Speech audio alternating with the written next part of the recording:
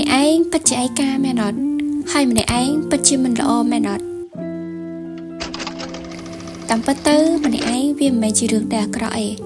ស្ងាត់ខ្ញុំទៅណាមកណាម្នាក់ឯងបានខ្ញុំហៅវាថាជាភាពរឹងមាំនៃផ្លូវចិត្តហើយក៏ជាភាពឯករាជ្យមួយដែរពីព្រោះមិនមែនមនុស្សគ្រប់គ្នាសុទ្ធតែអាចធ្វើវាបានទេទម្លាប់ខ្ញុំតាំងពីនៅ high school ខ្ញុំមិនសូវមានមិត្តភ័ក្តិអីច្រើនទេហើយក៏អត់ចាំបាច់តែមានមនុស្សទៅជាមួយខ្ញុំបានខ្ញុំទៅដែរសុទ្ធតែទៅណាគឺដូចជាទៅបណ្ណាល័យទៅហាងកាហ្វេទៅចូលរួមការងារសង្គមអីជាដើម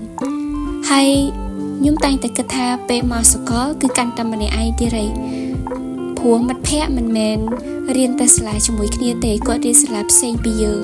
ហើយអ្នកខ្លះទៀតគាត់រៀនសាលាជាមួយយើងតែរៀនជំនាញខុសគ្នាទៀតអញ្ចឹងពេលវេលាពេលខ្លះក៏ខុសគ្នា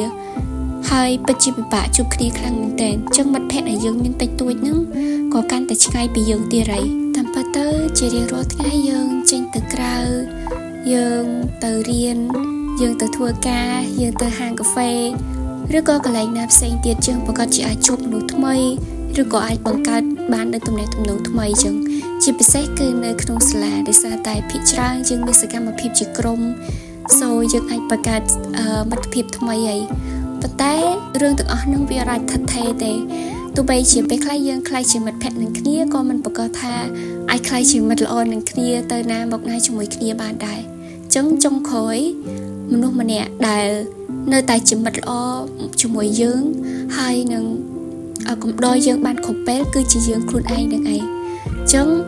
រៀនរស់នៅជាមួយនឹងខ្លួនឯងទៅវាមិនមែនជារឿងដែលអាក្រក់អីដែលយើងទៅណាមកណាម្នាក់ឯងនឹងរឿងខ្លះបើសិនជាយើងមិនហ៊ានចាំនរណាមកជួយយើងបើសិនជាយើងមិនទៅចាំនរណាមកជំរុញយើងហើយបើសិនជាយើងមិនធ្វើចាំនរណាមកចូលរួមជាមួយយើងធ្វើជាមនុស្សធំទោះបីជាចង់ឬមិនចង់គាត់ត្រូវតែរៀនឯករាជ្យនិងម្ចាស់ការលើខ្លួនឯងដែរសរុបមកវិញខ្ញុំគ្រាន់តែចង់ប្រាប់អ្នកទាំងអស់គ្នាថាហ៊ានសាកល្បងធ្វើវាដោយខ្លួនឯងរៀនទៅណាមកណាម្នាក់ឯង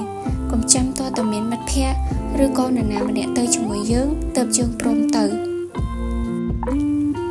តាមពិតទៅនរណាគេក៏មានភាពភ័យខ្លាចដែរជាពិសេសគឺធ្វើរឿងដែលថ្មីសាកល្បងបទពិសោធន៍ថ្មីដែលយើងអត់ធ្លាប់មានពីមុនបោះសោះហើយជាពិសេសគឺធ្វើវាតែម្នាក់ឯងទៀតចឹងវាគឺជារឿងដ៏គួរឲ្យខ្លាចស្ងាត់ខ្ញុំខ្លួនឯងក៏ខ្ញុំជាមនុស្សម្នាក់បែបហ្នឹងដែរជាក្មេងស្រីម្នាក់ដែលមានភាពភ័យខ្លាចប៉ុន្តែខ្ញុំហ៊ានសាកល្បងខ្ញុំខ្លាចមែនប៉ុន្តែខ្ញុំហ៊ានធ្វើរឿងដែលខ្ញុំចង់ធ្វើពីព្រោះខ្ញុំគិតថាបើសិនជាខ្ញុំអត់ធ្វើវាទេតើចាំដល់ពេលណាទៀតបើសិនជាខ្ញុំអត់ជំនះអាភាពភ័យខ្លាចមួយនឹងទេតើពេលណាបានខ្ញុំអាចស្វែងរកអីដែលថ្មីសម្រាប់ខ្លួនឯងឬក៏ទទួលបានបទពិសោធន៍ថ្មីអញ្ចឹងខ្ញុំត្រូវតែហ៊ានទោះបីជាមានអារម្មណ៍ភ័យខ្លាចមិនក៏ដោយលើโลกនេះវាអត់មានអីដែលថិតថេររហូតទៅទេ